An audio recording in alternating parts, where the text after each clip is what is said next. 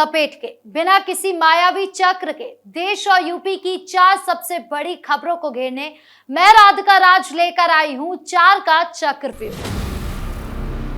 आज 4 के चक्रव्यूह में सबसे पहले बात करेंगे दिल्ली संसद परिसर की, जहां समाजवादी पार्टी के प्रमुख अखिलेश यादव ने सरकार पर करारा हमला बोलने की पूरी कोशिश करी, तीखे बयान भी दिए। आखिर अखिलेश यादव ने क्या कुछ कहा और इससे क्या सियासी हलचल हो रहा है, सब कुछ आपको बताएंगे। खबरों में आगे बात करेंगे गाजीपुर की, जहां माफिया और अपराधियों पर शिकंजा कसने का सिलसिला लगातार जारी है और जिसमें हर बार फंस रहे हैं समाजवादी पार्टी के गाजीपुर से सांसद अफजल अंसारी, जिनके खिलाफ पुलिस ने एक और बड़ा एक्शन लिया। क्या है पूरा मामला, किस तरह से प्रशासन अब कानूनी फंदा कसता जा रहा है, सब कुछ आपको बताएंगे। तीसरी खबर राजधानी लखनऊ से सटे मोहनलालगंज इलाके से जुड़ी है, जहां पिछले 20 सालों से एक्टिव एक बड़े गिरोह का पर्दाफाश हुआ। ये गैंग लोगों को लालच देकर और धोखे से धर्म परिवर्तन कराने के खेल में शामिल था। क्या है इस पूरे सिंडिकेट का काला सच और कैसे ये बाहर आया, आपको सब कुछ बताएंगे। 4 के चक्रव्यूह के आखिरी हिस्से में बात करेंगे इटावा की, जहां एक दर्दनाक और सनसनीखेज कत्ल के मामले में पुलिस और मुख्य आरोपी के बीच आमना सामना हुआ। पुलिस ने एनकाउंटर के बाद मुख्य आरोपी को धर दबोचा। क्या है इस पूरी वारदात की अंदरूनी कहानी, हर एक पहलू आपको गहराई से समझाएंगे। तो चलिए बिना किसी देरी के शुरू करते हैं 4 का चक्रव्यूह। सबसे पहले बात करते हैं संसद परिसर की। संसद की कार्रवाई के दौरान तो माहौल पूरी तरह से गरमाया ही हुआ है, लेकिन सदन के बाहर भी माहौल गरमाने में समाजवादी पार्टी ने कोई कसर नहीं छोड़ी। एक तरफ जहां पेपर लीक का मुद्दा सदन के अंदर चल रहा है, तो दूसरी तरफ अखिलेश यादव राम मंदिर का मुद्दा लेकर अलग ही सदन के बाहर माहौल बनाने की कोशिश कर रहे हैं। देखिए किस तरीके से अखिलेश यादव वीडियो में नजर आ रहे, जहां पर वो अपनी पार्टी के लोगों के साथ एक ही नारे लगाते हुए नजर आ रहे कि चंदा चोर गद्दी छोड़। और सिर्फ ये नारे नहीं बल्कि पूरी तरीके से सदन के बाहर माहौल बिगाड़ने की कोशिश की गई।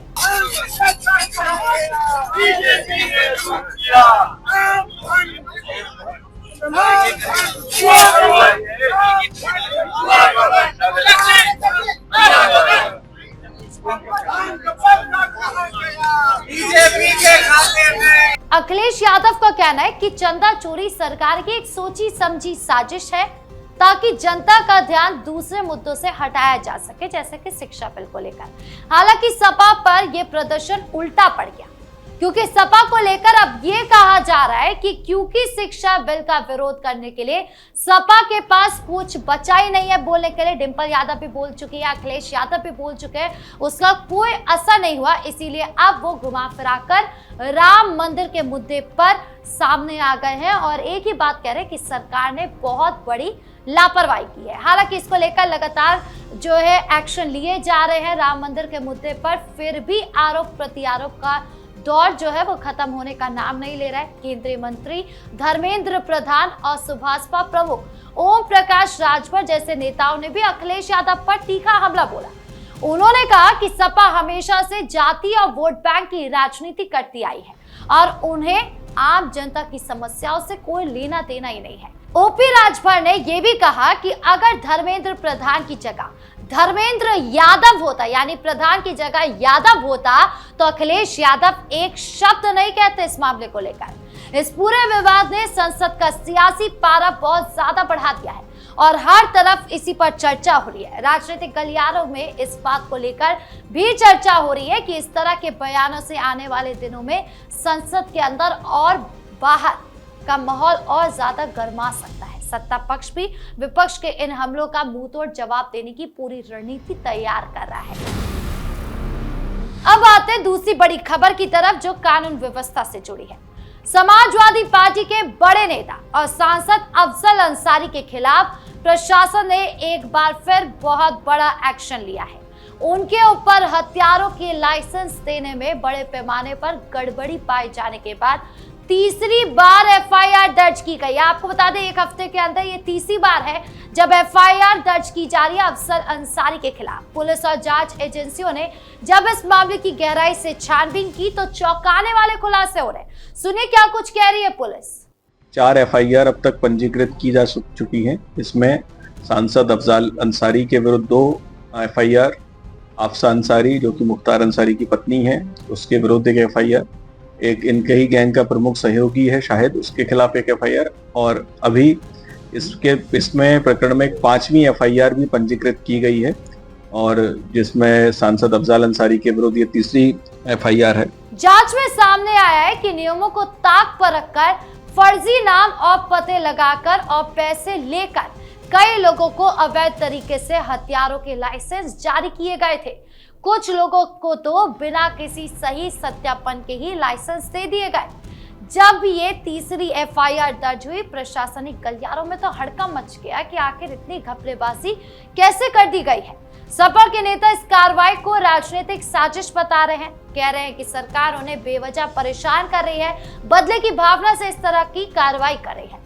वहीं दूसरी तरफ पुलिस का साफ कहना है कि उनके पास बहुत पुख्ता सबूत है कि जांच पूरी निष्पक्षता से की जा रही है। इस मामले के बाद से परिवारवाद, पुरानी गड़बड़ियों को लेकर एक बार फिर से बहस छिड़ गई है। सरकार का संदेश बिल्कुल साफ है कि कानून से ऊपर कोई नहीं हो सकता, चाहे वो कितना भी बड़ा रसूखदार क्यों ना हो।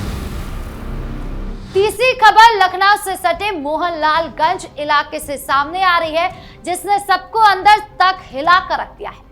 यहाँ पुलिस ने एक ऐसे खतरनाक गैंग का पर्दाफाश किया है जो पिछले करीब 20 सालों से बहुत ही शातिर तरीके से अपना काला जाल फैला रहा था, यानी कि धर्मांतरण कर रहा था।